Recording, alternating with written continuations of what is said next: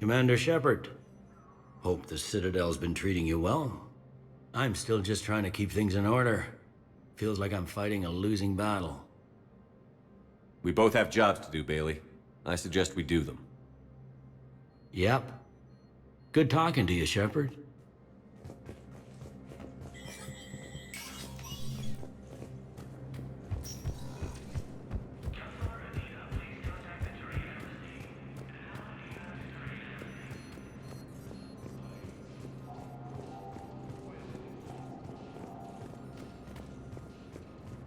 Commander Shepard. Commander, the people of the Alliance have questions. Commander Shepard, Khaleesi bint seen in Al-Jalani. Isn't it true that you were on Earth when the Reapers attacked?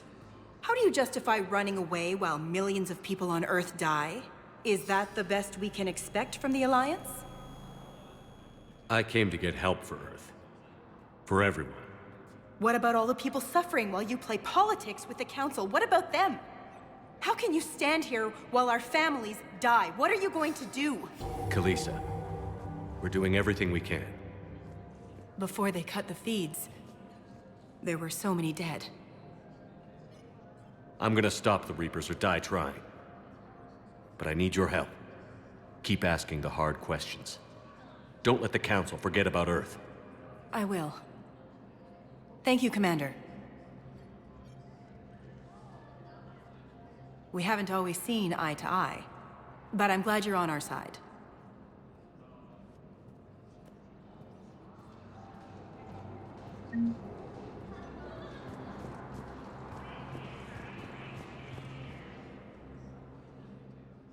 Hey, Commander.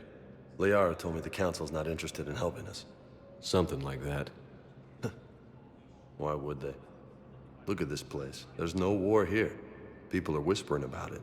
They're talking about it, but they don't really believe it. I take it this is your first time here? With the elite of the galaxy? I've been to the Citadel, but never up here on the Presidium. It's not right. It looks pretty, calm and peaceful. But it's not right. It's all just an illusion. It was peaceful. Once. What was it? Really? I mean, when push comes to shove, they're just gonna turtle up. Hope it don't hit them too, right? They'd rather believe in this than face the truth. I can hardly believe it myself. Like everything back on Earth was some kind of nightmare. Yeah. That's what I hate most. It's like this place wants you to forget that. So, you still want to go back to Earth? Hell yeah, but... Bud? You were right. So was Anderson.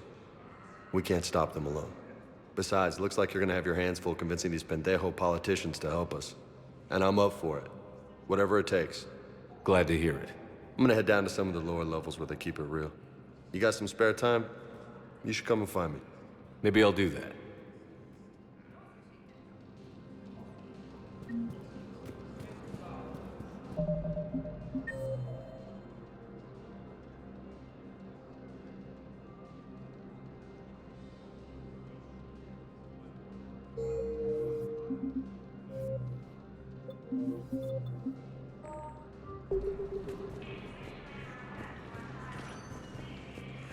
Welcome, Commander Shepard. Please, one moment, please. Now arriving at Huerta Memorial Hospital. Welcome to Serta. Be safe. We're at this little farm. We'd killed a few enemy scouts, and it's quiet. The shuttle gets called away for support, so I'm there for the night. The humans get me dinner, show me around. One of them, this freckled farm girl, maybe 15. She wants to hear all about what it's like to be a commando. You were probably the most exciting thing ever to land at her farm. Yeah.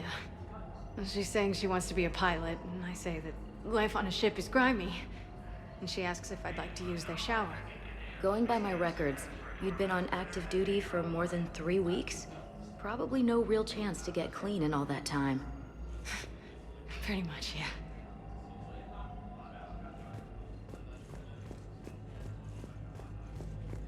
Hello again, Commander. Here to see our patient? How is Caden doing? The head trauma was severe, but we reduced the swelling quickly. These types of injury can go either way. He hasn't regained consciousness yet, but his vitals are strong, so I'm optimistic. You can go see him if you like. He's just down the hall. Keep up the good work, Doctor. You too, Commander.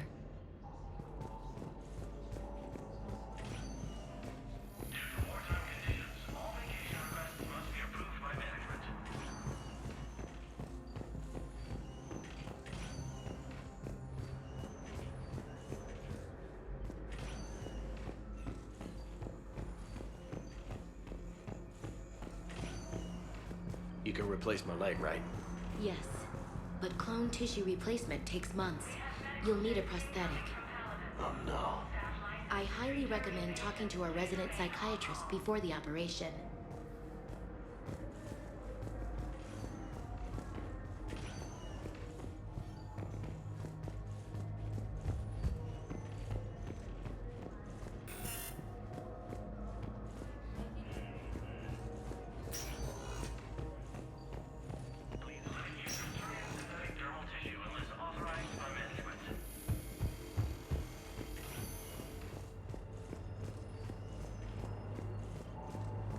So I'm in the shower with hot water and everything. And that's when Naira came. Naira was another huntress on your ship? Yeah, a friend. I wanted it to be more than that, but she had a medical condition. It's okay. It's in the file. The farm girl calls in to me that another Asari is here. I thought the shuttle had gotten back early. I come out in a towel and Naira walks through the door. But it wasn't her. Not anymore.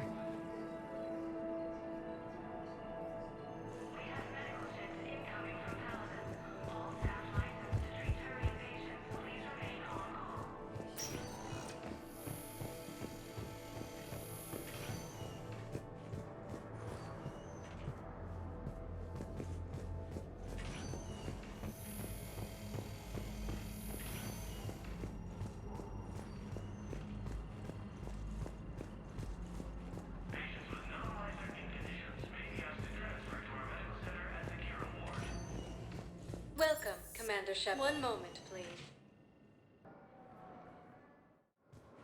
Now arriving at docking bay D-24.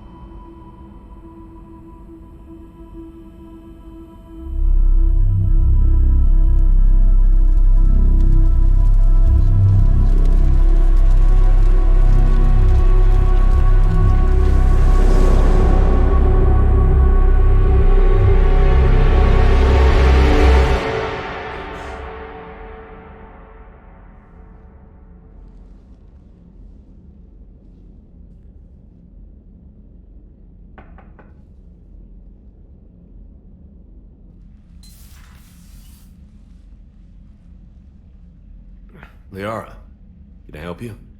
I've been forwarding the Turian Counselor information on the Prothean device. It can't be built without Council support, but he's not budging until their Primarch is safe. I know. Are you all right? I didn't get what you'd call a good night's rest. There's more to it than that, isn't there? What's really bothering you? When the Reapers hit, I could hear people screaming in the streets below me. We left a lot of them behind. There's no way for you to save them all. But I know you're doing everything you can, and you'll get back there in time to help. I hope you're right. Don't blame yourself, Commander. Commander Shepard? I'm Specialist... Oh. I beg your pardon. I thought you were alone. I was just leaving. Commander Shepard, I'm Comm Specialist Samantha Traynor with Alliance R&D. I was part of the team retrofitting the Normandy after you turned it over to the Alliance. There weren't many of us aboard when the Reapers hit. Slow down, Specialist Trainer. You're doing fine. Thank you. I worked in a lab. I never thought I'd be serving on a ship. Why don't you tell me about the retrofits?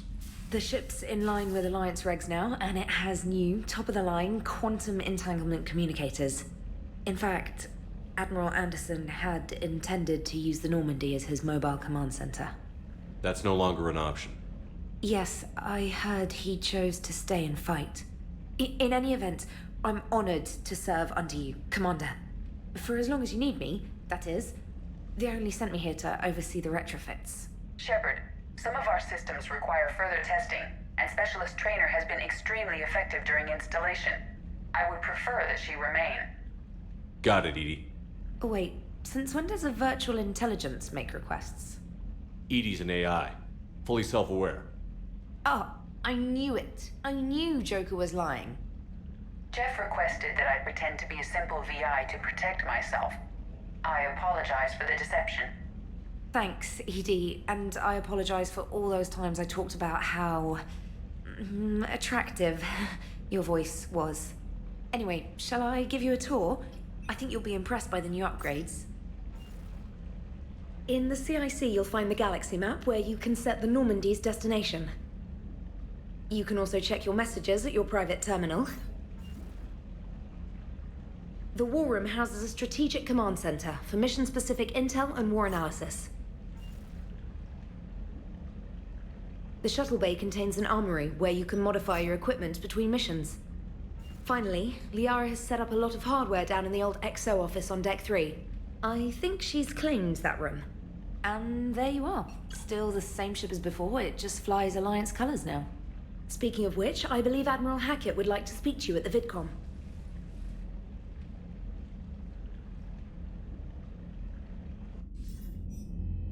Commander, Udina updated me on your meeting with the Council.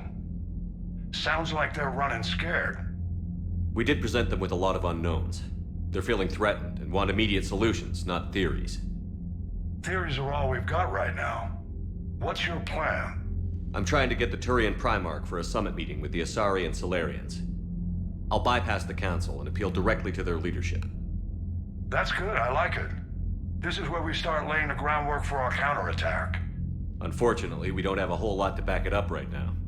Then build alliances. Gather everything and everybody you can for the cause. What about the Prothean device? Find me people who can help build it, and if you can't, I'll take ships, soldiers, supplies, whatever you can get. We need to keep hitting the Reapers across every theater of war they open. Buy us time to figure out the device. And when it's finished? Assuming it ever is, we pool all our resources. Think of it as a giant armada for delivering the device, when the Reapers are most vulnerable. The stronger you can make that armada, the better the chances of punching through. What about Earth, sir? We'll just have to hope Anderson and what's left of the Alliance forces can hold out until we've dealt with the enemy. I understand. Good. Then make it happen, Commander. I'll be expecting regular updates on your progress. Hack it out.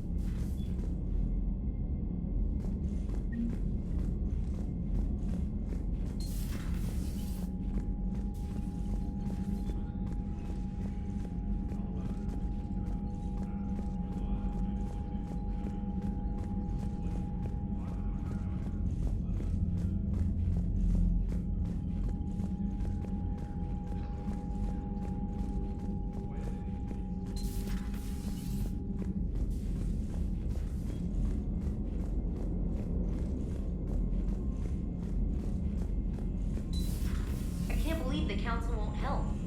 Come on, Sarah. If Thessia was lost and Earth hadn't been touched yet, you can be damn sure we'd be guarding our own borders.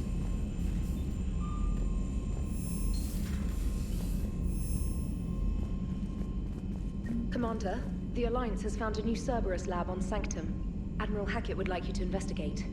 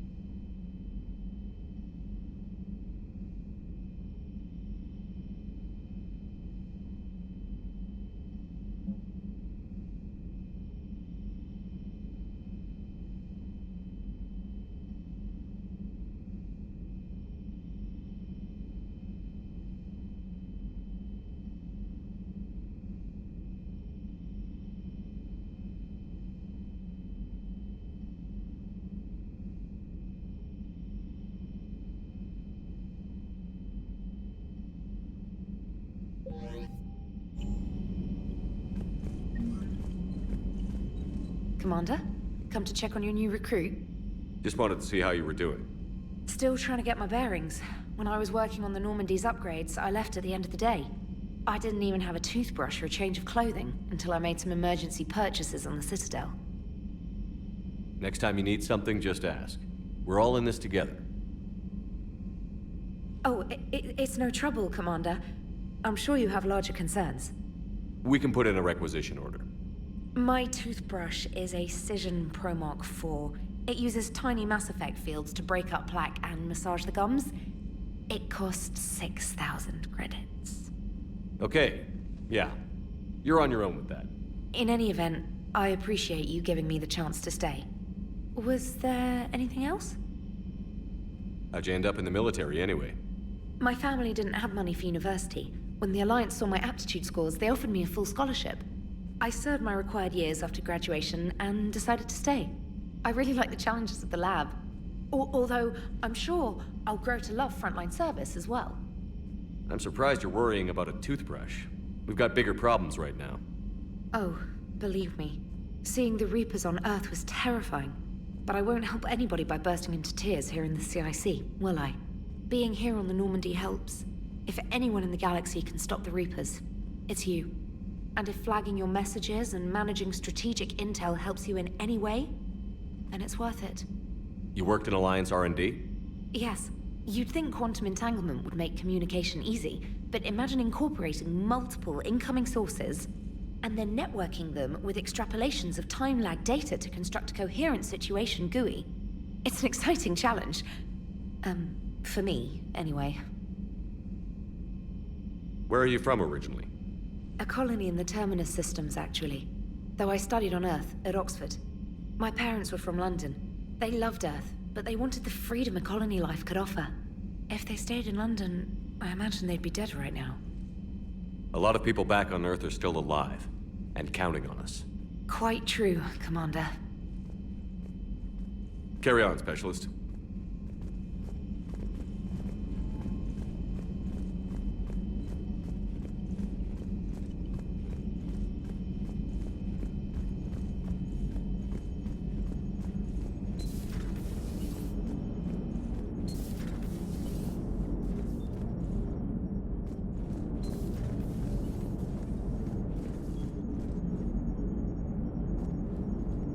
Hey, Commander. You know, I had my doubts about the Council. But after years of ignoring your warnings, they're finally willing to step up and tell you they just can't help. They're doing everything they can. Did they at least validate our parking? Well, let me know if you want me to get them on the channel and then hang up on them. You know, for old time's sake.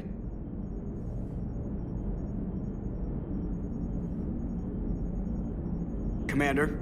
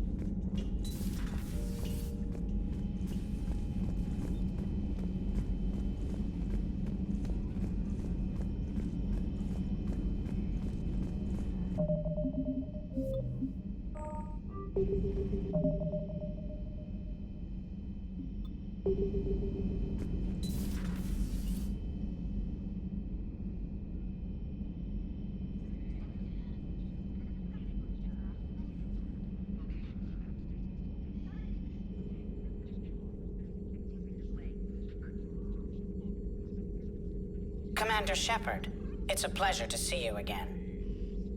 You're the drone from the Shadow Broker's ship. Dr. Tassoni now refers to me as Glyph instead of Info Drone, 95% of the time. If you have a moment, I'd like to draw your attention to a terminal in her office. It analyzes information packages. If you find any useful data, I can research upgrades for you. And what should I be looking for? I'll inform you if you found relevant data. When you do, return to this terminal for your choices. In the meantime, Dr. Tassoni would like to speak with you. Have a pleasant day. Meeting with the council didn't go too well, huh? It was less than ideal. I'm shocked. At least the council can't deny the Reapers exist. But I'm not sure how much comfort that is while they bicker over which portion of the galaxy to save. Wow. Becoming the big info brokers turned you into a real cynic, Liara. I like it. I'm flattered, I think.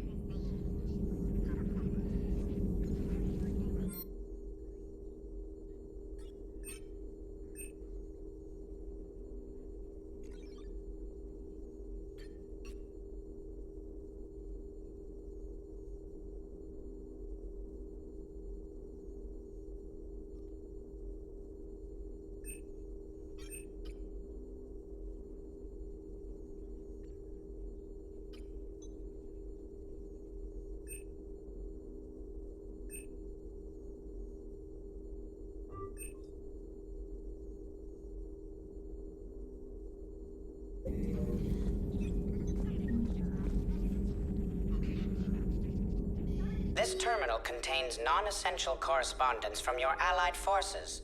Dr. Tassoni has granted you access.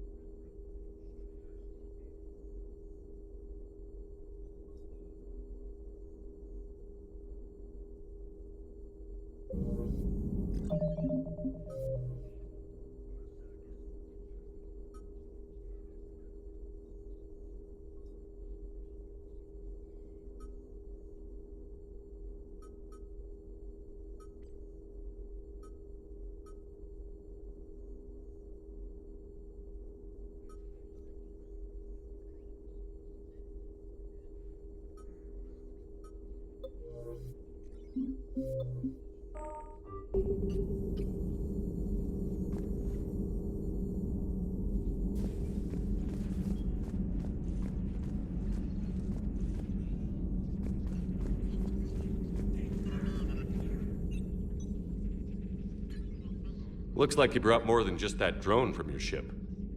A few things were necessary. I'd be a very silent shadow broker without data feeds. So you have access to your resources? What I can get. We'll need it to research this Prothean device. Until we understand precisely what it does, it's far too dangerous to use. Did the Protheans actually complete this weapon? You mean, will it work?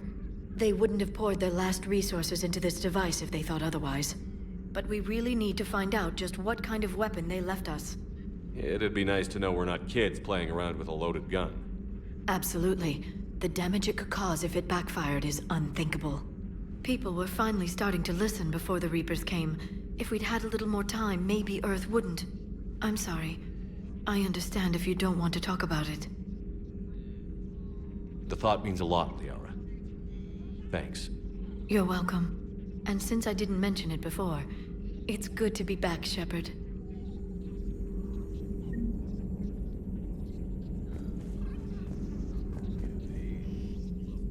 Hello again, Shepard. How much do you know about this Prothean artifact? Very little. We're fortunate enough data survived to piece together the blueprints. Decoding them will require as many specialists as we can find. It's that high-tech? I'd have killed for a glimpse of it during graduate school. You brought your little helper with you? Its name is Glyph. It helped sort through all the data that led me to the archive on Mars. It was a pleasure to be of assistance, Doctor. Glyph's interfaced with the data feeds. Its analytical software should come in handy. What's been happening with you as the broker, Liara? It's been exciting. The old broker's ship. Impressive, but it was never meant to be space-worthy. Which meant the elusive man eventually tracked me down on Hagalaz. What happened? I knew he was coming. Farron and I loaded as much of the ship's specialized hardware onto a shuttle as we could. We got away from Cerberus' ships after arranging an appropriate distraction. What kind of distraction? Sending the broker's ship exploding into a Cerberus cruiser. I don't think the elusive man expected me to give up my resources in such a spectacular fashion. Can you still operate as the broker without the ship? Well, I couldn't let the elusive man have it. I saved what was crucial. My network of agents is intact, although the Reapers have taken a toll on their numbers. It's taking a while to re-establish contact. So where is Farron if you two escaped? He convinced me he was recovered enough to work, and I do need more agents. Agent Farron didn't report any injuries during his last call to you, Doctor. True. Given what he survived, I should probably worry less. What have you been up to since we last saw each other? Since you helped me defeat the Shadow Broker, I started looking for defenses against the Reapers. The Protheans were the only ones with substantial information on them. The older civilizations barely had records. I knew the elusive man was hunting for the same thing when our agents began crossing paths. Like on Mars? I thought I'd covered my tracks, but he had surveillance there all along. We'll talk later, Liara. Of course. Hello, Shepard.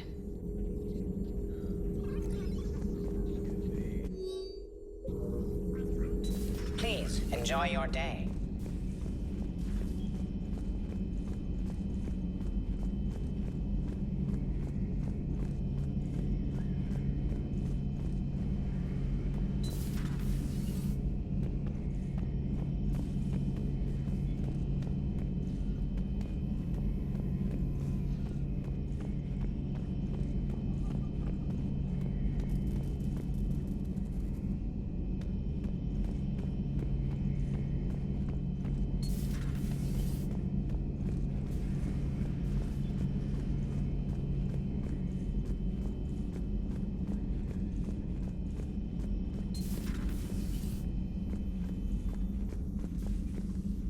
Commander? Everything okay down here, Doctor? The Alliance team cleaned up and restocked, but it's still my old med bay. Feels like home. Welcome back. Thank you. Let's waste no time. If I may, I'd like to examine you. Nothing wrong with me, is there? No, but we should keep an eye on all those cybernetic implants Cerberus grafted into you. Expensive stuff bringing me back. And worth every penny. Let's just make sure everything is okay. Guess a checkup never hurts. Just no scalpel this time, Doc. Alas, to my great disappointment, it is nothing invasive. I'm just going to run some diagnostics on your implants, and it'll take a few readings. Good. Your implants are showing little sign of rejection. Just keep up that positive outlook of yours, Commander, and your scars shouldn't return. That's it. You're the picture of health. How's our inventory of meds? The medbay was fully stocked before you left Earth. We should be good for a long time, even given the amount of fire you take each day. Do you ever regret working for Cerberus? We didn't work for them. We used them. If I were to feel anything, it would be guilt. We took their money, took their best people, took their best ship. We used them to defeat the Collectors, and now we are using their resources against them. So no, I don't regret it one bit. You've never mentioned any of your family. None to speak of, really. I'm the last of a prestigious line of medical professionals. The Alliance is my spouse, and you're all my children. I'm blessed with many close friends. But with each Alliance vessel taken, I lose one or two. We need to end this war. I'll see you around, Doctor. Take care, Shepard.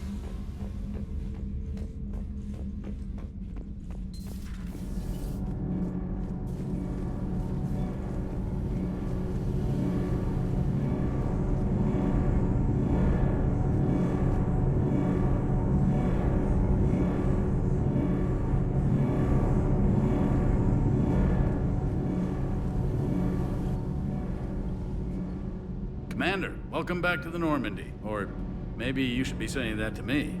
Engineer Adams, what are you doing here? I was put in charge of the drive core retrofits. My experience on the Normandy SR-1 made me an obvious choice. So, what do you think of our SR-2? She's incredible. If there's one nice thing I can say about Cerberus, it's that they know how to build a ship. And about that, Cerberus, I mean, I owe you an apology. How so? Back when you got this ship, Dr. Chalk was contacting me, asking me to help with your mission against the Collectors. I refused. I didn't have your back, and I'm sorry for that. Why didn't you join us? I saw what happened to you when the Normandy went down. I didn't trust that it was really you, and I certainly didn't trust Cerberus. Also, as an officer of the Alliance, I don't just leave my post, you know? Your Alliance first. That's the way it should be. Thank you, Commander. Glad to be aboard. Is your family okay? My parents are serving on Viridian Zenith, an Alliance agricultural vessel. My sister is a navigator on the SSV Benjamin Davis. Happy to report that both vessels are safely under Hackett's command. Does the new Normandy stack up to the old SR-1? Stack up. It blows the old ship away. The Tantalus drive core has been completely overhauled. The SR-2 might be nearly twice the size, but the new drive core is 3 times bigger. This ship can fly. That said, Cerberus isn't too high on safety.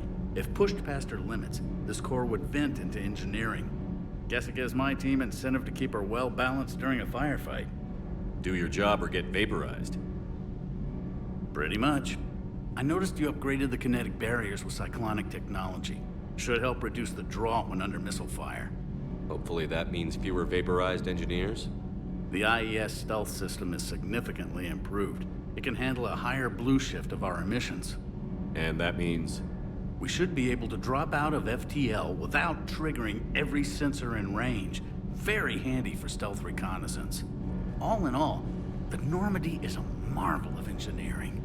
What do you think of Edie? We had a good talk during the retrofit. A little strange at first, talking shop with an AI. AI? I thought Edie posed as a VI to keep the likes of you from unplugging her. Yeah, but I saw through her. Have you seen her hardware? Processing power is off the charts.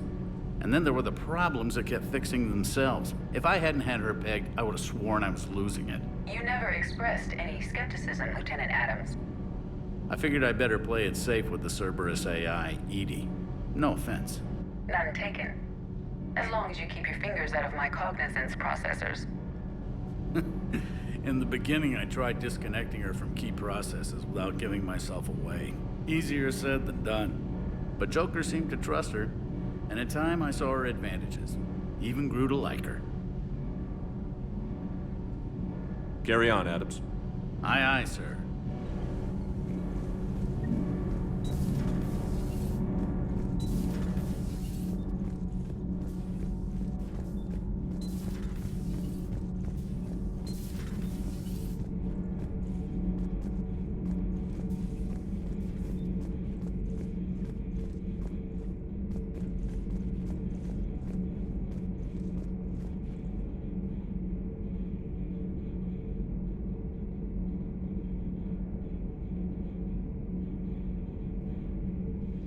How's your new assignment working out, Allers?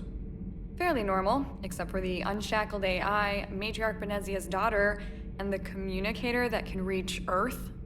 The first two, I can deal with. That last one gets my attention. So what are you asking for exactly? Anything from Earth is the lead story right now. That's not opinion, it's fact. Maybe I can pass on a few non-classified progress updates. Seriously? You just doubled my ratings. I don't need FaceTime, just a data upload. Tell people what's really happening on Earth. We need long recruiting lines on every planet after you air a story. I can do this, Commander. Remind me to tell you about the time I made an Elcor cry. Commander.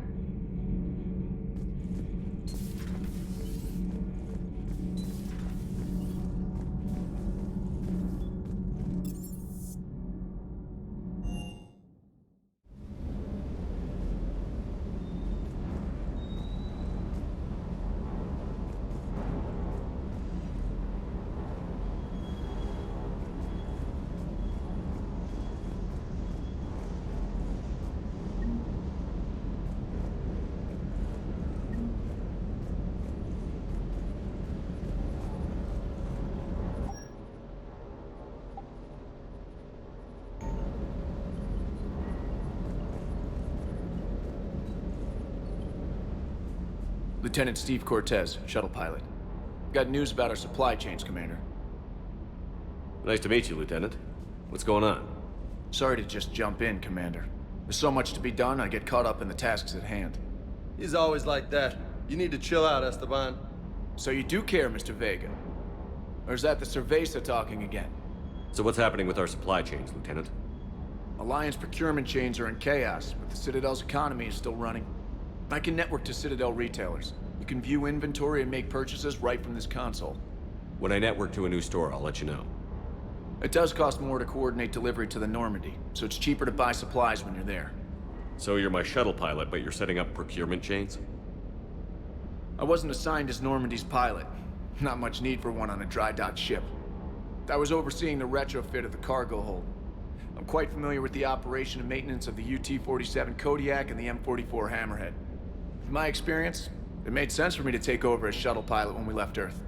Especially given Mr. Vega's love of mid-air collisions. To save the day, pendejo! I'm also responsible for logistics, making sure the armory and shuttle are properly stocked and maintained. How long have you been with the Alliance? About 10 years. I enlisted in First Fleet serving on the SSV Hawking. flying F-61 Tridents mostly. I love the Trident. It practically dances in low atmo. I spent as much time tinkering on my bird as flying her. Got a bit of a reputation. So, you can fly fighters and fix them. Yeah, and I got a knack for procurement too. They were grooming me for CAG, but my skill set made me more valuable commanding a flight deck. They assigned me to the Normandy retrofit team about 5 months ago to oversee all cargo bay modifications. What happened to the M44 Hammerhead? It was sent to the tech labs for a retrofit. To afford mobility with such a small ESO core, its design sacrificed armor plating. The lab engineers are trying to improve that. After the Reaper invasion, those labs are probably just a pile of rubble. What happened to the M44 Hammerhead? It was sent to the tech labs for a retrofit. To afford mobility with such a small ESO core, its design sacrificed armor plating. The lab engineers are trying to improve that. After the Reaper invasion, those labs are probably just a pile of rubble. The Kodiak seems a bit different. Good eyes, Commander. This is the UT-47A Kodiak. It's got an upgraded ESO core and prototype stealth technology based on the Normandy design. For quick drops, I can get you in and out virtually undetected. She flies like a brick, so that's why you need a good pilot. You were stationed on Earth. Do you have family there? I'm an only child. Lost my parents years ago. I had a husband back when I was stationed at Ferris Fields. The collectors took out the whole colony. I'd rather not talk about it. Do you maintain this armory? I share that duty with our illustrious Mr. Vega.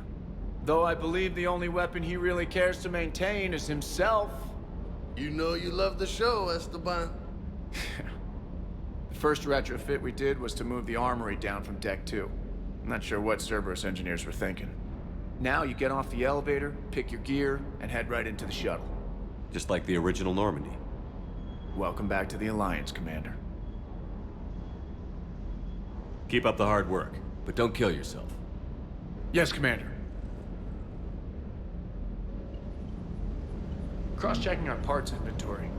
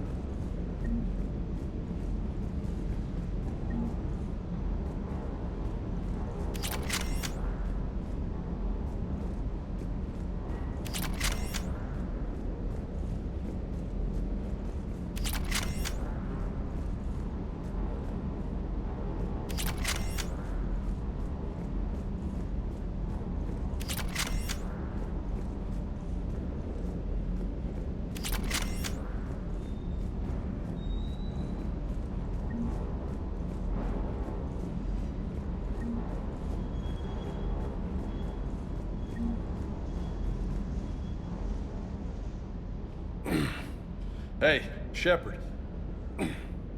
How'd it go with the council? Same as usual. Non-committal. Unhelpful. Bet they still wanted you to help them out, no? Yeah. We're gonna rescue a Turian Primarch from Paladin. Sounds like fun. Never been to the Turian homeworld. You down here for a reason? Just came down to talk. Great.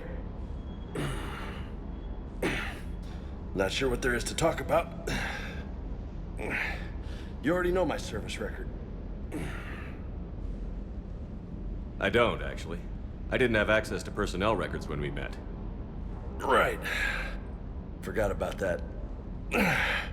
Well...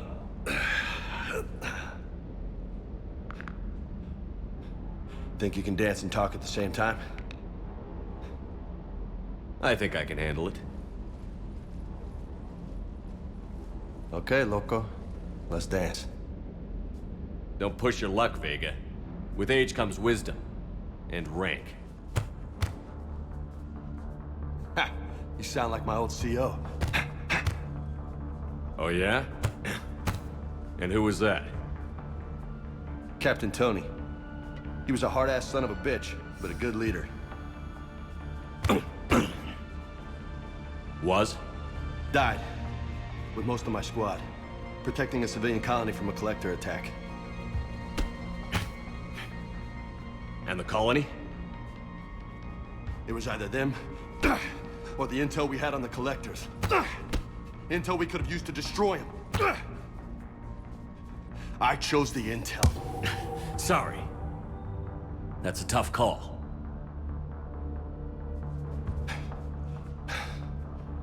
The best part was, we didn't really need the intel in the end. Because you were out saving the galaxy by taking down the entire collector homeworld. You didn't know. You can't blame yourself, Vega. Who says I'm blaming myself? Just a guess. You a shrink too? Nope. But that stunt back on Mars was reckless. You're lucky to be alive. So? So? Maybe you don't care if you live or die. Or maybe... I'm just willing to do whatever the fuck it takes to end this goddamn war! Maybe you are. But if you're half as good as I think you are, we need you alive.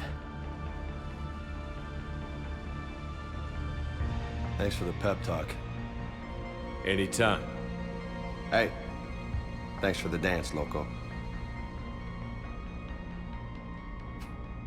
Loco, huh? I can think of worse things to call you. Long as you remember who's in charge, you can call me whatever you want. Oh, I won't forget.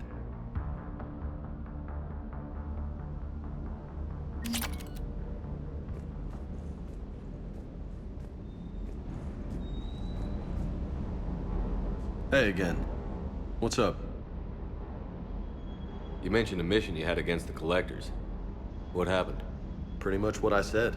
Things went foobar and I was one of the few to make it out. If you want the rest of the story, you're gonna have to get me really drunk, or... Or what? That's about it. Sorry, Commander. Just not interested in talking about that. Next topic? You had a hard time leaving Earth. You still want to head back? Hell yeah. But I get it now. It's not where I'd be most useful. Not yet, anyway. We'll get back there. I know. And I'll do whatever it takes to get us there, Commander. Maybe no more shuttle crashes. No promises now that I've gotten the taste for it. Besides, I like to keep Esteban on his toes. You got family back on Earth? Yeah, an uncle. Retired military. Got a few cousins I haven't heard from in a while. You and your uncle close? Yep. He was the reason I joined the Marines and was about the only good thing in my life after my mom died. No dad? He's there. Somewhere. But I'm not sure I'd call him family. Not anymore. I would like to find out how my uncle's doing, though. I take it you and Lieutenant Cortez know each other. Yeah, Esteban did a stint on Fel Prime where me and my squad were stationed. I caught up with him on Earth a few months back. He's a good guy. Just don't tell him I said so. It'll go to his head. What's with you and the nicknames? It's just my way of remembering people. Some people just don't match their names, you know? So, I just give them a new one. So, I'm a loco, huh? Yeah. I mean, I'm pretty crazy, but the shit you've done makes me look sane. I'll talk to you later. You bet. Sounds like the Turians got hit pretty hard by the Reapers. So, the Turians want us to go find one of their politicians, huh? Nice to see we're being put to good use. Well, maybe we'll get to kick some Reaper ass while rescuing the Primarch. Do you hear that hum? Is that just me? Do you hear that hum? Is that just me? Good to see you, Commander.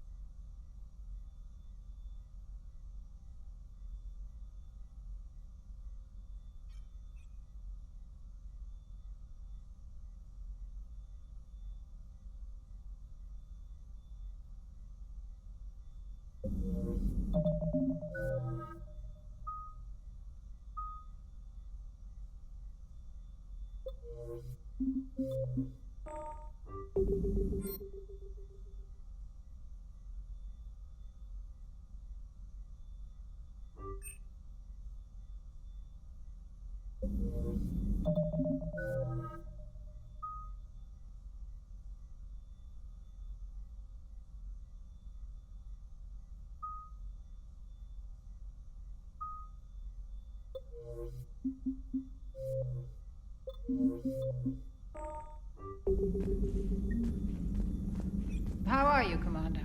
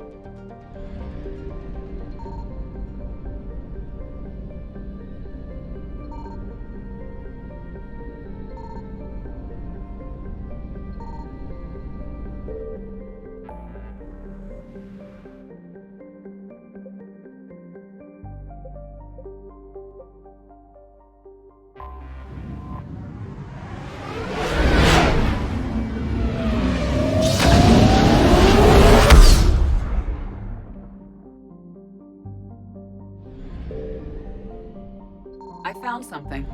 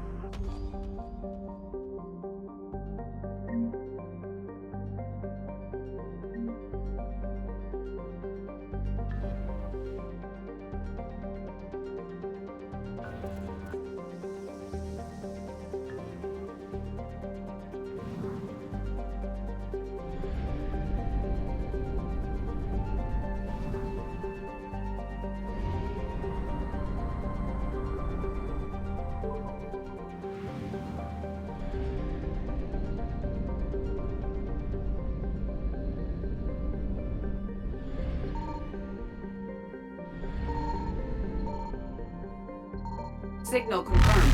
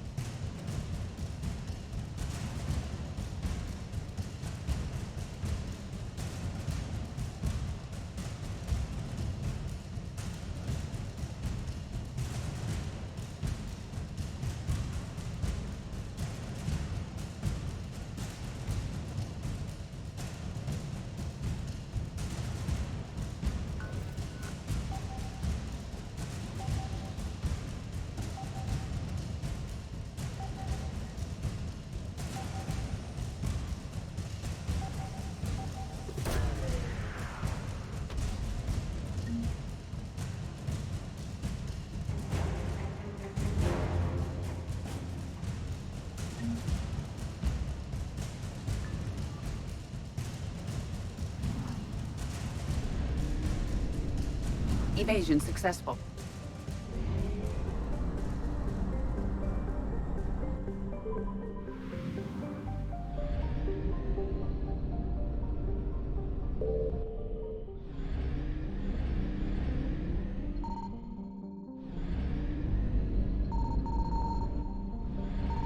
I found something.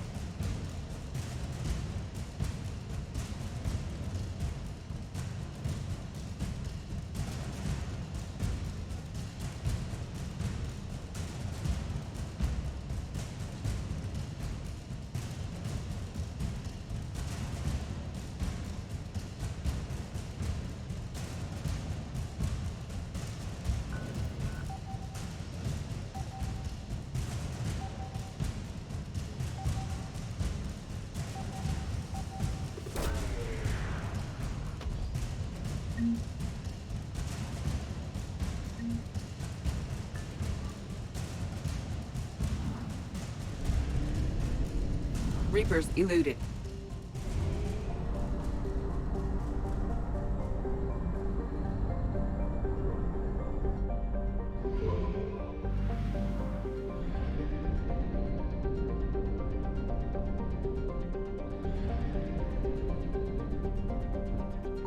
Signal confirmed.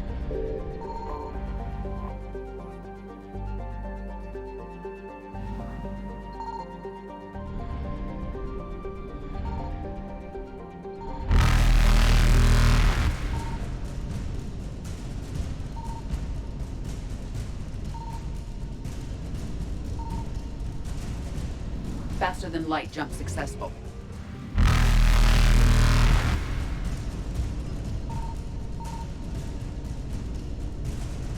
Evasion successful.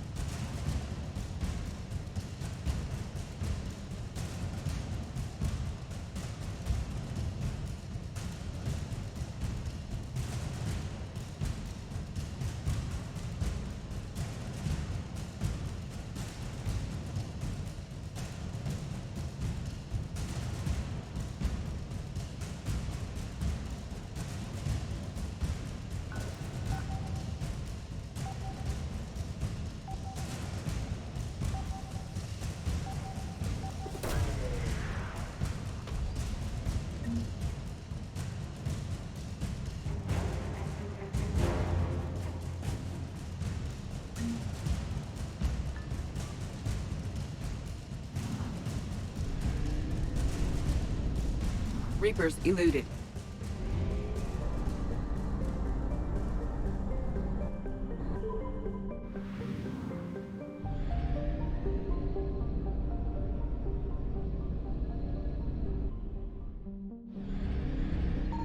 I found something.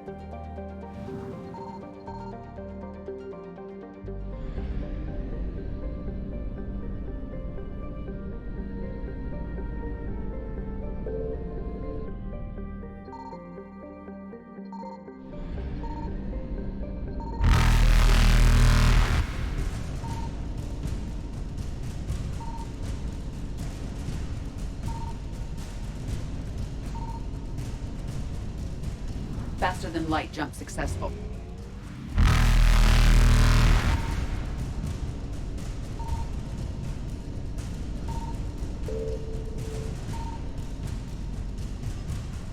Evasion successful.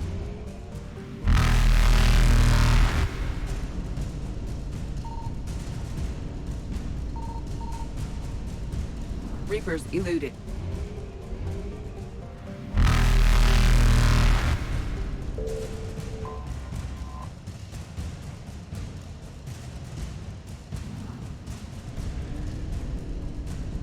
Faster than light jump successful.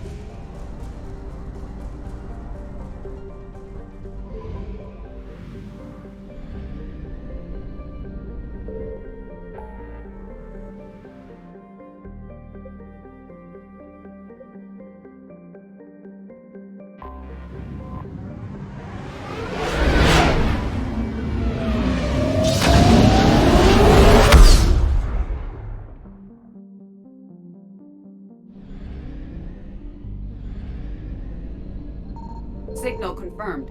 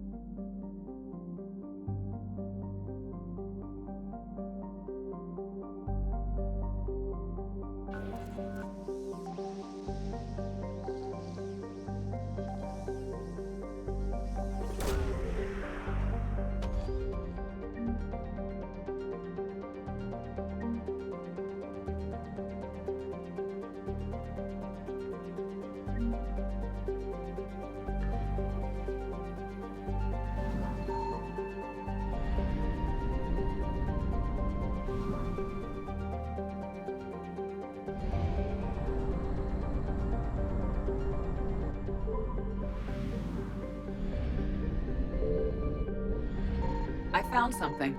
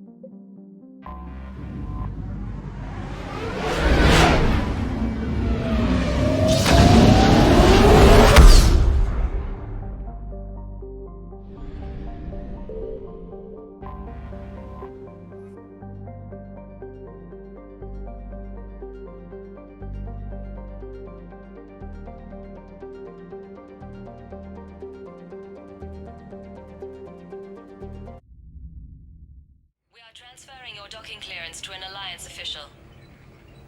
Figures. Finally back in action, the Alliance already wants us tagged and collared. Just our way of welcoming you back, Flight Lieutenant.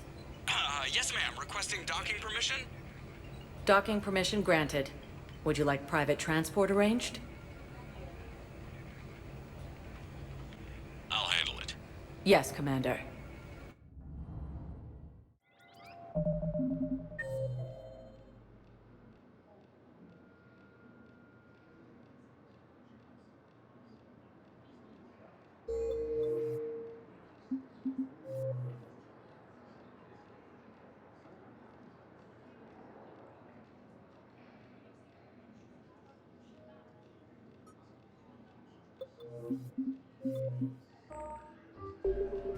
Incursions by enemy forces are being reported. So, we'll just sign that behind enemy lines until the war's over. No, they've got us on rotation. We're mostly in fortified buildings until strike teams. The invading force appears to be the same that attacked those planets.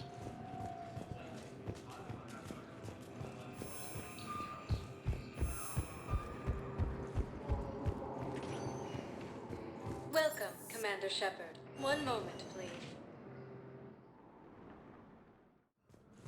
Now arriving at Presidium Embassy.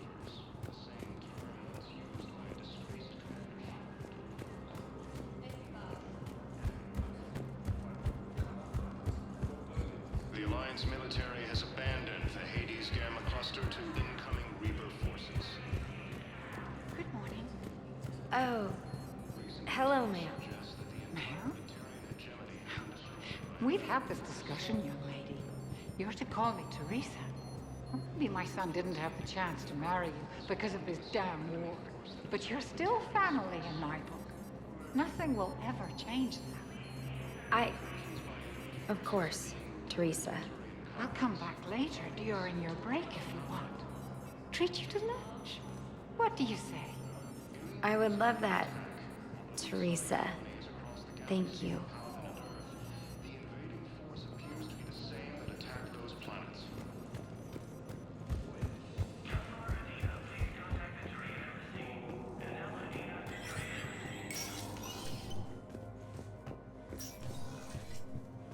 Commander Shepard.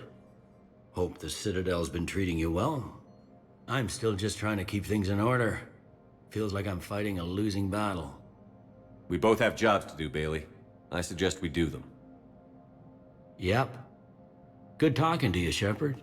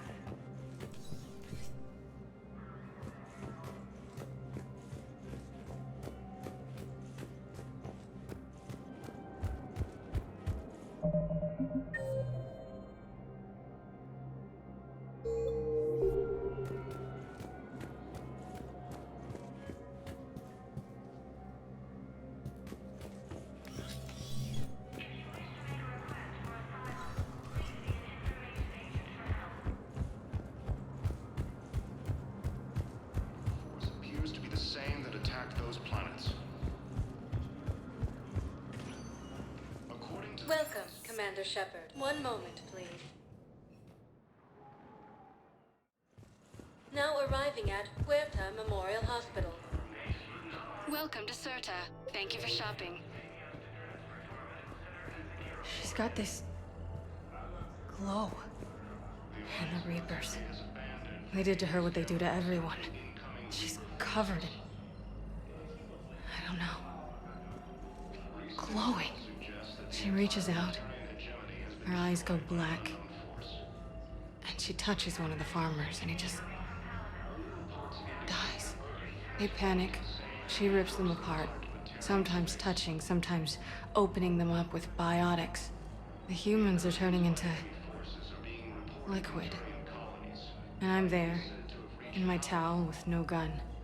And husks start pouring through the door. Goddess. So I ran.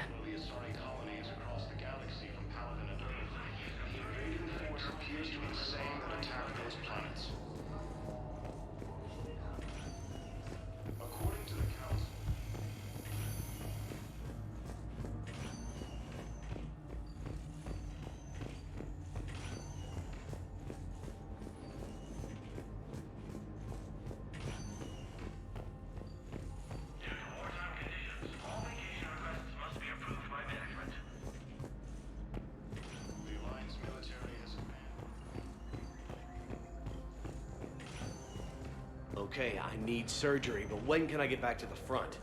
You're not. What? You have extensive nerve damage. Once we remove the leg, we can't install a prosthetic for at least 5 weeks. I told my squad I'd fly back next week. I'm sorry, but that's impossible.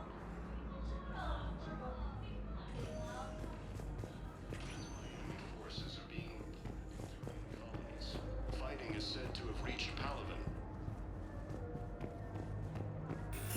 Ilium is under attack, although the Asari help. We have medical ships incoming from Paladin. All the same that attacked those planets. I got out of that farm and into the hills. I pulled the farm girl after me. All I wanted to do was live through the night. Nobody else could have done more. But morning came and no shuttle. Afternoon and then night, and I'm hiding from husks and those Turian things. The file says the evacuation team thought your position was overrun. So after 2 days, I still don't have a gun, because those Turian things, you can't use theirs. I realize that shuttle isn't coming. Not unless I get back to the farm and my radio. And the farm girl? She was with me. Even killed a few husks. With a stick.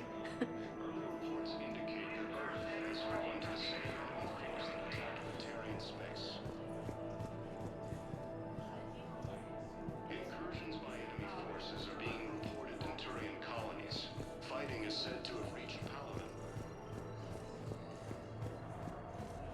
Ilium is under attack, although the Asari colony is across the galaxy from Paladin and Earth. Welcome, Commander Shepard. One moment, please. Now arriving at Docking Bay D-24. The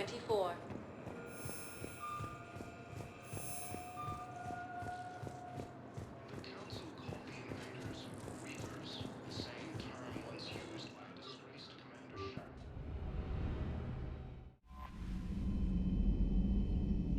Commander?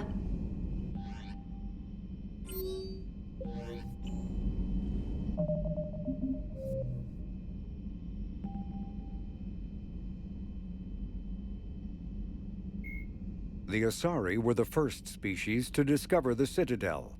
When the Solarians arrived, it was the Asari who proposed the establishment of the Citadel Council to maintain peace throughout the galaxy.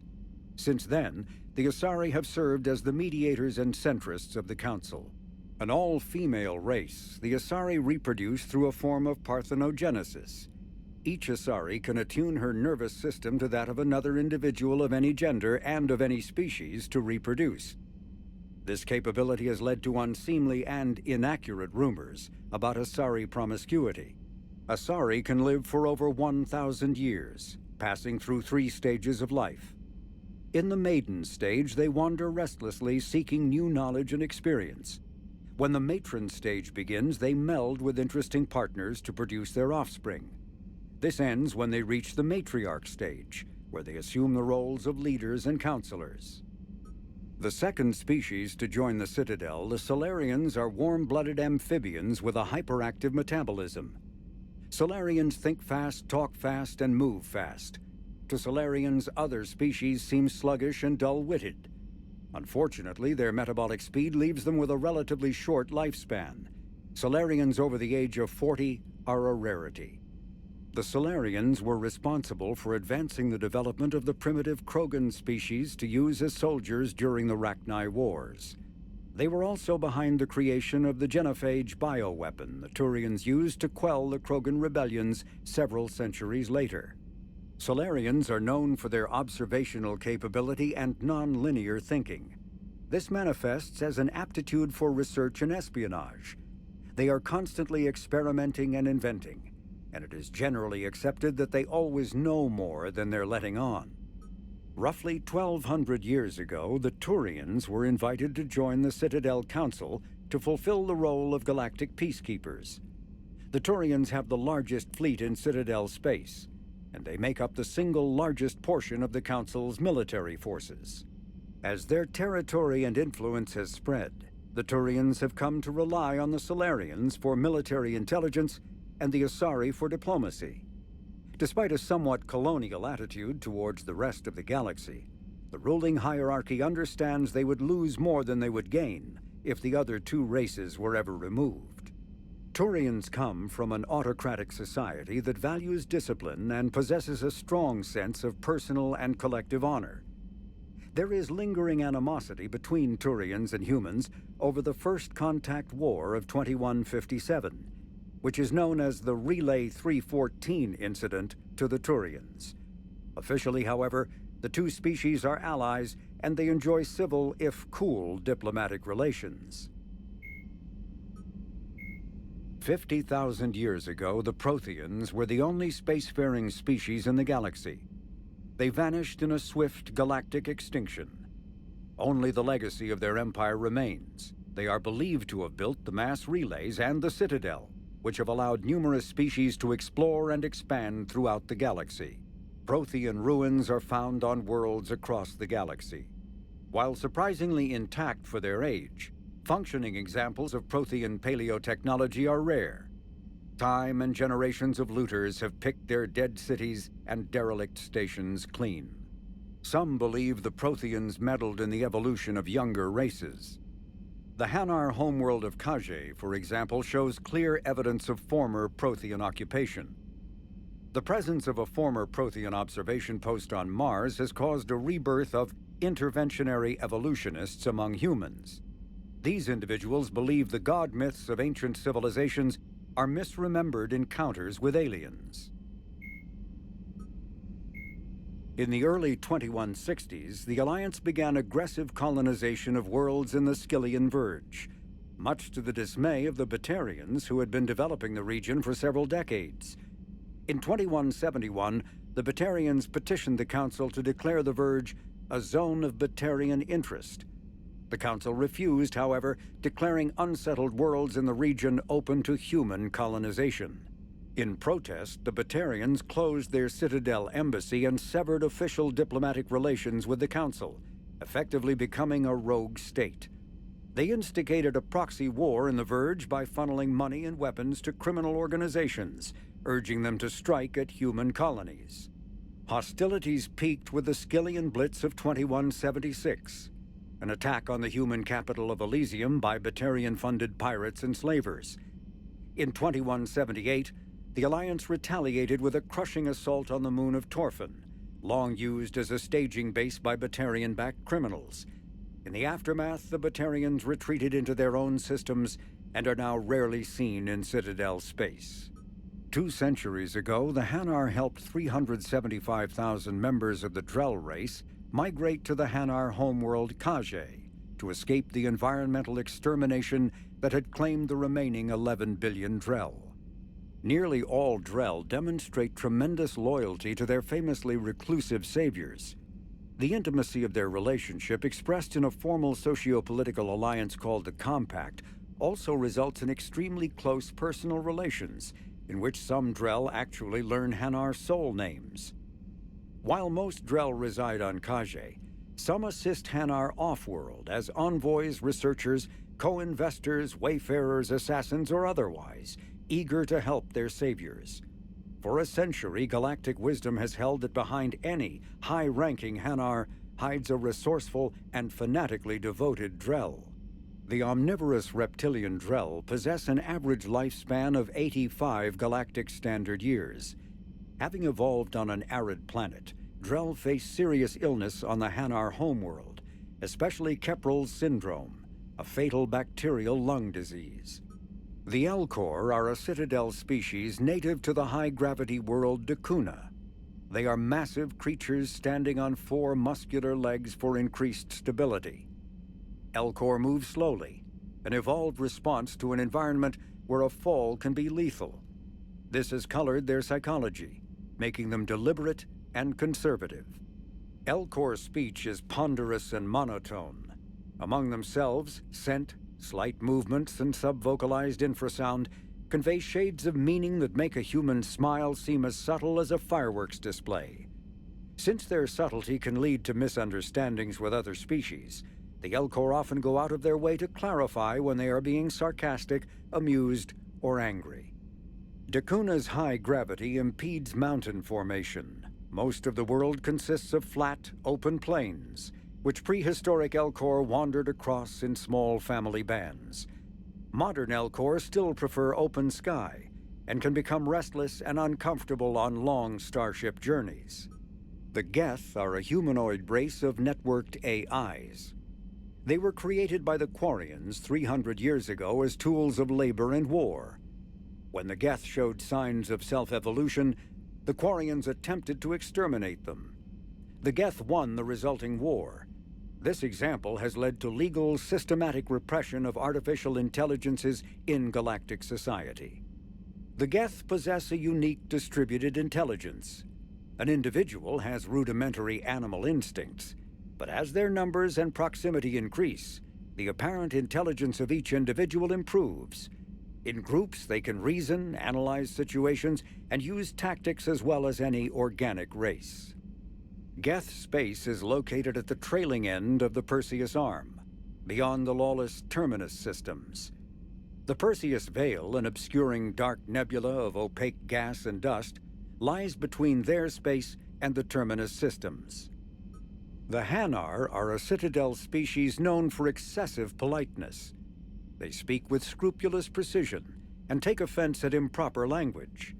Hanar that expect to deal with other species take special courses to help them unlearn their tendency to take offense at improper speech. All Hanar have 2 names. The face name is known to the world. The soul name is kept for use among close friends and relations. Hanar never refer to themselves in the first person in conversation with someone they know on a face name basis. To do so is considered egotistical, so instead they refer to themselves as this one, or the impersonal it. Their homeworld, Kage, has 90% ocean cover and orbits an energetic white star, resulting in a permanent blanket of clouds. Due to the presence of Prothean ruins on the world, many Hanar worship them, and Hanar myths often speak of an elder race that civilized them by teaching them language. When the Asari discovered the Citadel, they also discovered the Keepers, a docile, multi-limbed insect race that seemingly exists only to maintain and repair the Great Prothean Station. Early attempts to communicate with or study the Keepers were failures, and it is now illegal to interfere with or impede Keeper activity. Because they are completely non-threatening, Keepers have become virtually invisible to everyone else. Similarly, they seem indifferent to other species, except for their tendency to help new arrivals integrate themselves into the Citadel. No matter how many Keepers die due to old age, violence, or accident, they maintain a constant number.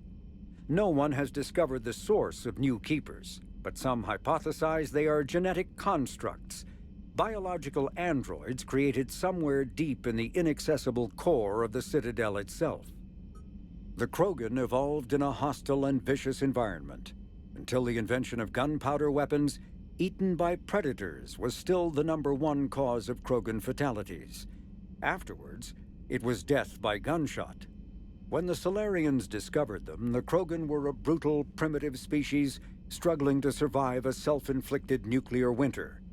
The Solarians culturally uplifted them, teaching them to use and build modern technology so they could serve as soldiers in the Rachni War.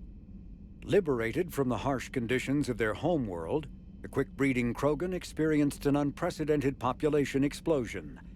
They began to colonize nearby worlds, even though these worlds were already inhabited. The Krogan rebellions lasted nearly a century, only ending when the Turians unleashed the Genophage, a Solarian-developed bioweapon that crushed all Krogan resistance. The Genophage makes only 1 in 1,000 pregnancies viable, and today the Krogan are a slowly dying breed. Understandably, the Krogan harbor a grudge against all other species, especially the Turians. Driven from their home system by the Geth nearly 3 centuries ago, most Quarians now live aboard the Migrant Fleet, a flotilla of 50,000 vessels ranging in size from passenger shuttles to mobile space stations. Home to 17 million Quarians, the flotilla understandably has scarce resources. Because of this, each Quarian must go on a rite of passage known as the Pilgrimage when they come of age. They leave the fleet and only return once they have found something of value they can bring back to their people. Other species tend to look down on the Quarians for creating the Geth and for the negative impact their fleet has when it enters a system. This has led to many myths and rumors about the Quarians, including the belief that underneath their clothes and breathing masks, they are actually cybernetic creatures, a combination of organic and synthetic parts. The Volus are a member species of the Citadel with their own embassy, but they are also a client race of the Turians. Centuries ago, they were voluntarily absorbed into the hierarchy, effectively trading their mercantile prowess for Turian military protection. Irun, their home world, lies far beyond the normal life zone of its star. However, the world has a high-pressure greenhouse atmosphere that traps enough heat to support an ammonia-based biochemistry. As a result, the Volus must wear pressure suits and breathers when dealing with other species, as conventional nitrogen-oxygen air mixtures are poisonous to them, and in the low-pressure atmospheres tolerable to most species, their flesh will actually split open. Volus culture is tribal, bartering lands and even people to gain status. This culture of exchange inclines them to economic pursuits. It was the Volus who authorized the Unified Banking Act, and they continue to monitor and balance the Citadel economy. The Citadel is an ancient deep space station presumably constructed by the Protheans. Since the Prothean extinction, numerous species have come to call the Citadel home. It serves as the political, cultural, and financial capital of the galactic community.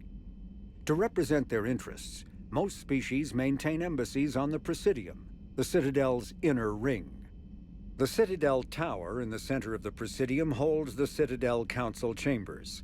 Council affairs often have far-reaching effects on the rest of the galactic community. 5 arms, known as the Wards, extend from the Presidium.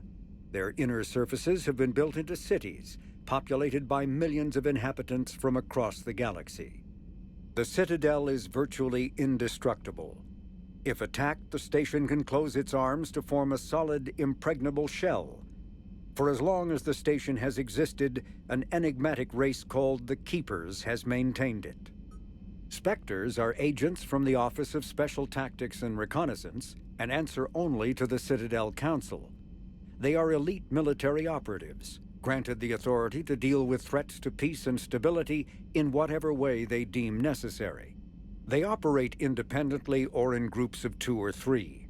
Some are empathetic peacekeepers resolving disputes through diplomacy. Others are cold-blooded assassins, ruthlessly dispatching problem individuals. All get the job done one way or another, often operating outside the bounds of galactic law. The Spectres were founded after the Solarians joined the Council. For many years, they operated in secrecy as backroom problem solvers. Only after the Krogan rebellions did their activities become publicized. Assignment of a Spectre is less contentious than a military deployment, but makes it clear that the Council is concerned about a situation.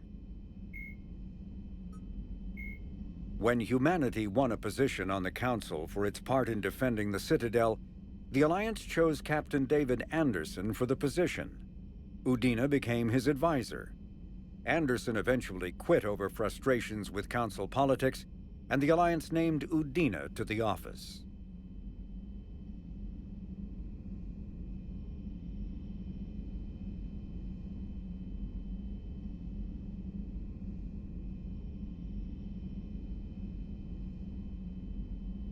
Earth, the home world and capital of humanity, was enjoying a new golden age before the Reapers attacked. Disease, pollution, and other social ills were on the decline, thanks to technological advances and a wealth of resources from the colonies. Earth was an inspiration even to alien cultures, resulting in influence out of proportion with humanity's brief time on the galactic stage. The Reaper attack has put an end to any semblance of this former life. The great cities of Earth are storehouses of human DNA for the Reapers to harvest. Reaper gunships, capable of megaton-scale firepower, annihilated industrial centers in seconds. The militaries of Earth's disparate nation-states have retained only partial communication with the system's alliance fleets, leaving the planet's resistance efforts uncoordinated and vulnerable. The loss of the comm buoy network has cut off Earth's economy from the rest of the galaxy, sending shockwaves across galactic markets and a significant obstacle to receiving aid. A political economic pact for collective colonial security, the Alliance is the central galactic institution of human society. The Alliance gained associate membership to the Citadel Council in 2165 and full membership in 2183, with Ambassador David Anderson representing humanity. Human political-economic relationships vary between combative and lucrative. The Turians, who'd fought humans during the 2157 First Contact War, have become valuable trade partners, despite residual social hostility. Other relationships are even more complicated. The rapid rise of human political influence on the Council, achieving in decades what others waited or are still waiting centuries to acquire, has galvanized suspicion and resentment against humanity.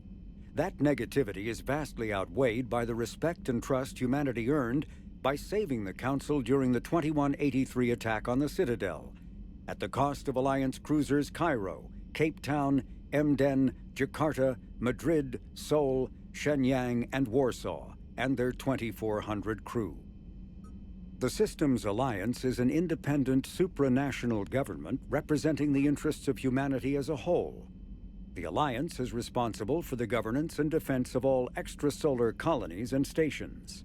The alliance grew out of the various national space programs as a matter of practicality. Sol's planets had been explored and exploited through piecemeal national efforts. The expense of colonizing entire new solar systems could not be met by any one country. With humans knowing that alien contact was inevitable, there was enough political will to jointly fund an international effort. Still, the Alliance was often disregarded by those on Earth until the First Contact War. While the national governments dithered and bickered over who should lead the effort to liberate Shanxi, the Alliance fleet struck decisively. Post-war public approval gave the Alliance the credibility to establish its own parliament and become the galactic face of humanity. Admiral Stephen Hackett is a decorated officer in the system's alliance, currently assigned to Arcturus Station on the far side of the Sol Relay. In the battle for the Citadel, Admiral Hackett commanded the Fifth Fleet. Following that victory, he was promoted to head of the Alliance military. Hackett was born to a single mother in Buenos Aires in 2134. When his mother died in the pandemic of 2146, he was placed in the Advanced Training Academy for Juveniles, where his superior talents in science and leadership quickly became evident. Hackett enlisted in 2152, volunteering for high-risk missions to colonize space beyond the Sol Relay. He was commissioned as a second lieutenant on Arcturus Station in 2156, and soon proved his ability in the First Contact War. His rare ascent from enlisted man to admiral remains an Alliance legend. Admiral David Edward Anderson is a career military officer in the Systems Alliance Navy. Born in London in 2137, he later moved to Arcturus Station and became the first graduate of the Alliance's now renowned N-7 Marine program. Anderson is one of the Alliance's most decorated Special Forces operatives and served with honor during the First Contact War. He was the original captain of the SSV Normandy before relinquishing command to his XO, Commander Shepard. After the Alliance victory in the Battle of the Citadel, Anderson briefly served as the Citadel's first human counselor. He soon became embroiled in a Cerberus plot to abduct his friend Kaylee Sanders, however, and learned that he was unable to live a life without action. He stepped down as counselor and returned to the military to prepare for the Reaper invasion. The Alliance Parliament named Donald Udina as his successor. Dr. Liara Tassoni is an Asari information broker with a background in scientific research on Prothean technology.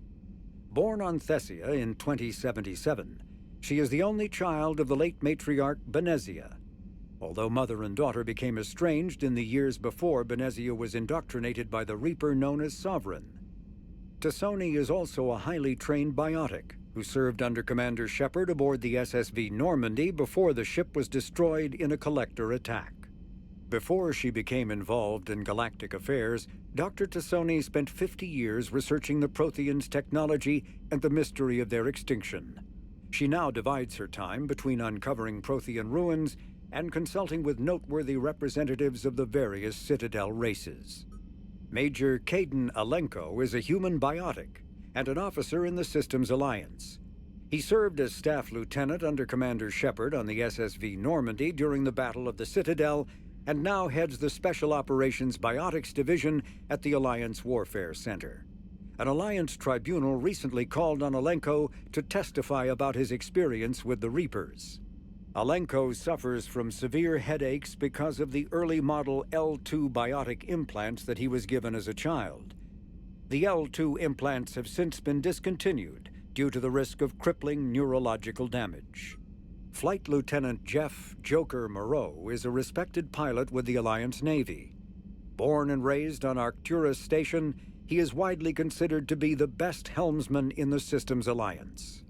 Moreau enlisted with the Navy directly out of school and quickly gained the respect of his superiors. He served as pilot of both the Normandy SR-1 and its successor, the SR-2, and was at their respective helms during the Battle of the Citadel and the assault on the Collectors.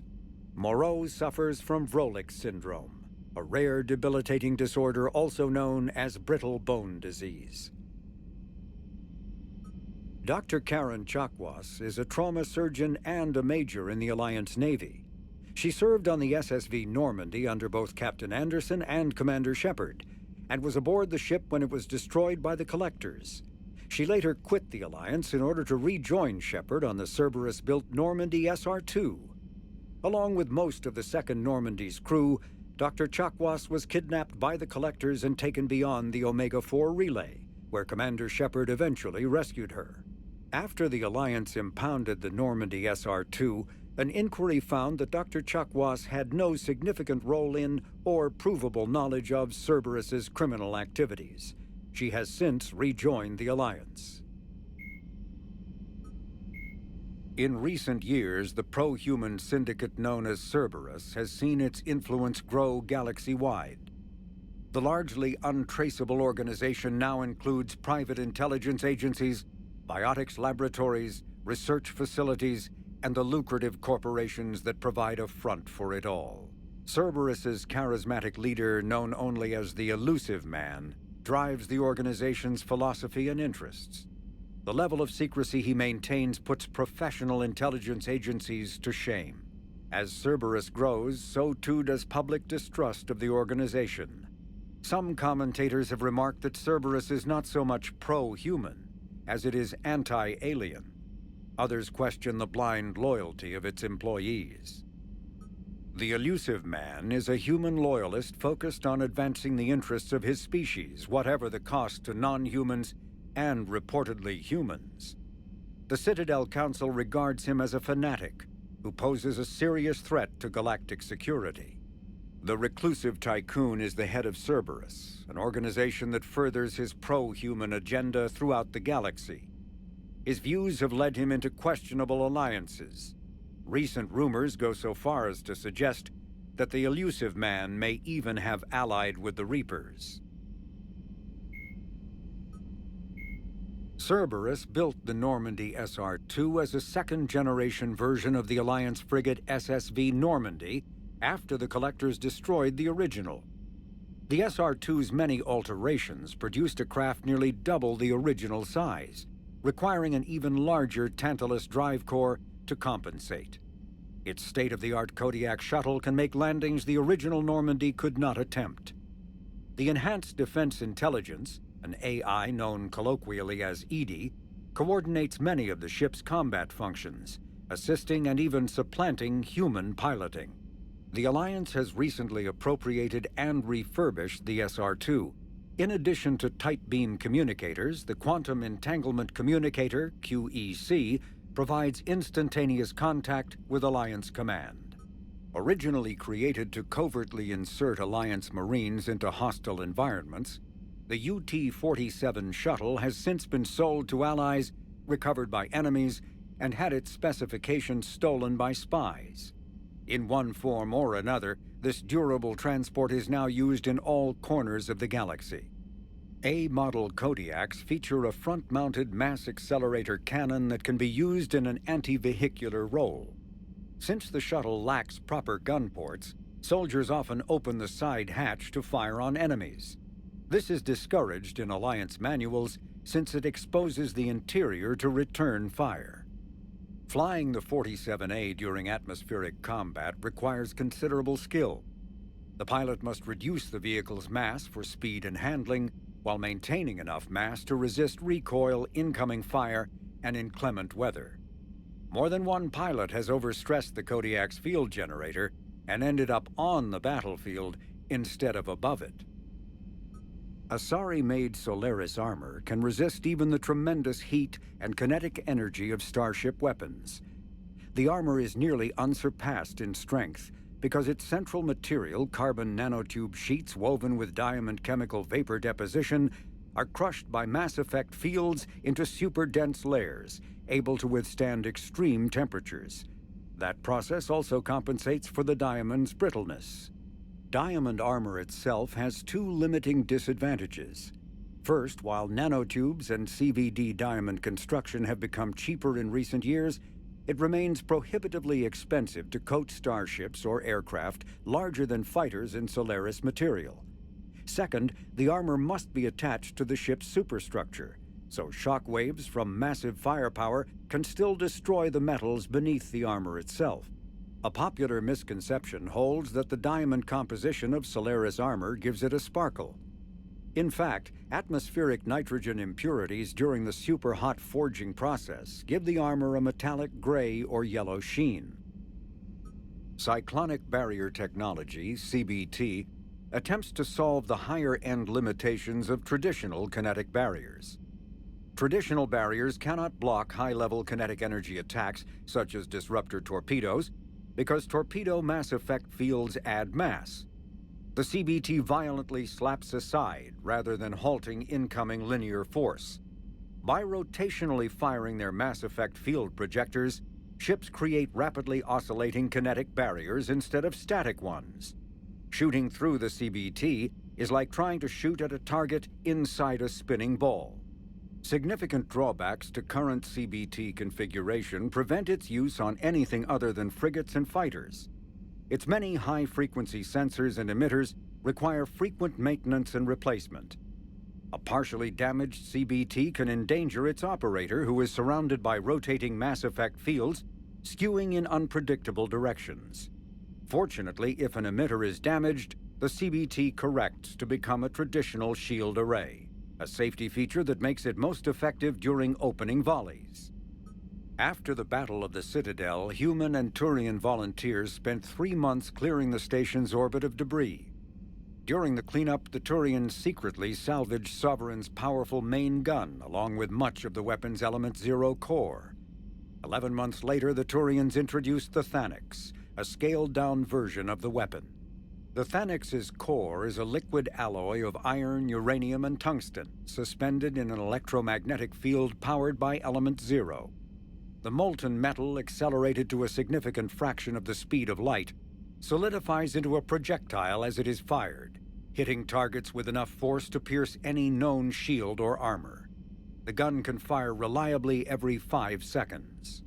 The weapon's relatively small size allows it to be mounted on most fighters or frigates. It is now widely used by the Alliance military and is the primary weapon on the refurbished Normandy SR-2. Biotics is the ability of rare individuals to manipulate dark energy and create mass effect fields through the use of electrical impulses from the brain. Intense training and surgically implanted amplifiers are necessary for a biotic to produce mass effect fields powerful enough for practical use. The relative strength of biotic abilities varies greatly among species and with each individual. There are 3 branches of biotics. Telekinesis uses mass-lowering fields to levitate or impel objects. Mass-raising kinetic fields are used to block or pin objects. Distortion uses rapidly shifting mass fields to shred objects. Most organic species are capable of developing biotic abilities, though there are risks involved. Biotics are the result of in utero exposure to Element Zero. This usually causes fatal cancers in the victim, but in rare cases it coalesces into nodules within the fetus's developing nervous system. When subjected to an electrical current, the rare material dubbed Element Zero, or EZO, emits a dark energy field that raises or lowers the mass of all objects within it. This mass effect is used in countless ways, from generating artificial gravity to manufacturing high-strength construction materials. It is most prominently used to enable faster-than-light space travel. EZO is generated when solid matter, such as a planet, is affected by the energy of a star going supernova. The material is common in the asteroid debris that orbits neutron stars and pulsars. These are dangerous places to mine, requiring extensive use of robotics, telepresence, and shielding to survive the incredible radiation from the dead star. Only a few major corporations can afford the setup costs required to work these primary sources. Humanity discovered refined Element Zero at the Prothean Research Station on Mars, allowing them to create mass effect fields and develop FTL travel. Element Zero can increase or decrease the mass of a volume of space-time when subjected to an electrical current. With a positive current, mass is increased. With a negative current, mass is decreased. The stronger the current, the greater the magnitude of the dark energy mass effect. In space, low-mass fields allow FTL travel and inexpensive surface-to-orbit transit. High-mass fields create artificial gravity and push space debris away from vessels. In manufacturing, low-mass fields permit the creation of evenly blended alloys, while high-mass compaction creates dense, sturdy construction materials. The military makes extensive use of mobility-enhancing technologies, with Mass Effect utilizing fighting vehicles standard frontline issue in most military forces. Mass Effect fields are also essential in the creation of kinetic barriers or shields to protect against enemy fire. Once believed to be of Prothean origin, mass relays were in fact created by the Reapers, using technology far beyond that of other living species. The enormous structures, scattered throughout the stars, create corridors of virtually mass-free space. This allows instantaneous transit between locations normally separated by years or even centuries, using conventional FTL drives. Primary mass relays can propel ships thousands of light years. The flight path, however, is fixed to a single relay elsewhere in the galaxy. By contrast, secondary relays, while only capable of propelling ships a few hundred light years, can reach any other relay within their limited range. Many primary relays lie dormant, their destinations not yet known. These relays are often left inactive on purpose, as established civilizations are unwilling to blindly open a passage that might connect them to a new hostile species. The Reapers do not share the same concern, and freely use the dormant relays. Metagel is a common medicinal salve used by paramedics, EMTs, and military personnel. It combines several useful applications: a local anesthetic, disinfectant, and clotting agent all in one. Once applied, the gel is designed to grip tight to flesh until subjected to a frequency of ultrasound. It is sealable against liquids, most notably blood, as well as contaminants and gases. The gel is a genetically engineered bioplasm created by the CERTA Foundation, a medical technology megacorp based on Earth. Technically, Metagel violates Council laws against genetic engineering, but so far it has proved far too useful to ban. Omni-tools are handheld devices that combine a computer microframe, sensor analysis pack, and manufacturing fabricator. Versatile and reliable, an Omni-tool can be used to analyze and adjust the functionality of most standard equipment, including weapons and armor, from a distance.